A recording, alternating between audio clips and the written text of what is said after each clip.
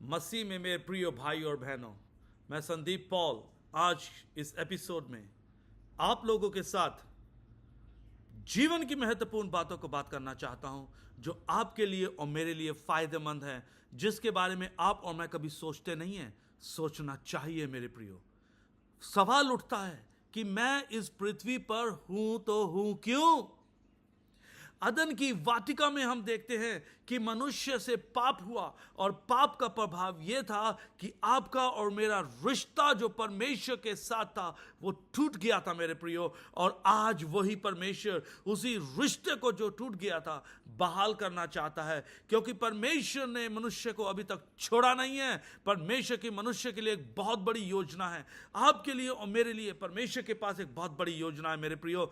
जब आप पुराने नियम में देखते हैं, परमेश्वर ने मनुष्य को नहीं छोड़ा, परमेश्वर मनुष्य के साथ बना रहा, उसका परमेश्वर के साथ रिश्ता बना रहा। और इतना ही नहीं मेरे प्रियो, जब आप और मैं नए नियम में आते हैं, इफिसियों की पत्री में पौलुस इफिसियों की कलीसिया को बड़े स्पष्ट रूप से बताते हुए कहता है, इफिसियों की पत्री उसका पहला अध्याय और उसका चौथे वचन से यदि हम आगे पढ़ें तो वहां पे लिखा है, जिसने हमें जगत की उत्पत्ति से पहले ही उसने चुन लिया।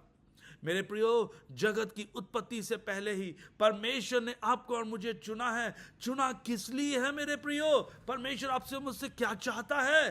परमेश्वर का वचन इसी पुस्तक में इफिसियों के दूसरे अध्याय में बताता है कि परमेश्वर ने आपको और मुझे उस भले कामों के लिए चुना है जो परमेश्वर ने आपके लिए और मेरे लिए पहले से ही रख छोड़ा है। मेरे प्रियो, आज परमेश्वर आपसे और मुझसे चाहता है कि हम परमेश्वर के साथ वो टूटे रिश्ते को दोबारा बहाल कर दें। परमेश्वर आपके साथ रिश्ते को बहाल करना चाहता है। परमेश्वर चाहता है कि मेरे बच्चे के साथ मेरा टूटा रिश्ता जो था वो फिर से बहाल हो जाए, और उस योजना के तहत परमेश्वर ने पहल करी है मेरे प्रियो।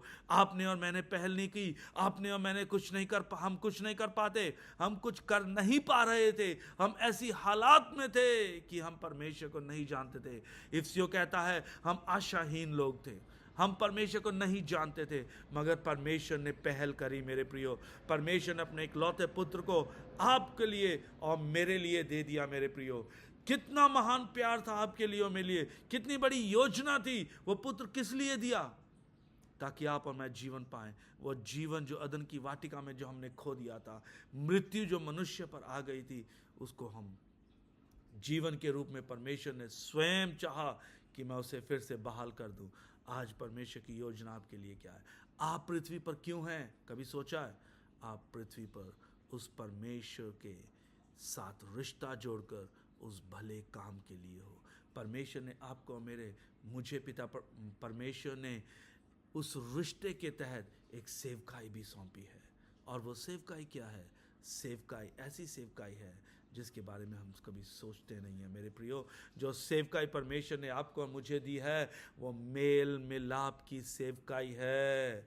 आपको और मुझे उस भले काम को करना है, और वो क्या है? लोगों को परमेश्वर के साथ मिलाना है, उस टूटे रिश्ते को फिर से बहाल करना है। कौन करेगा?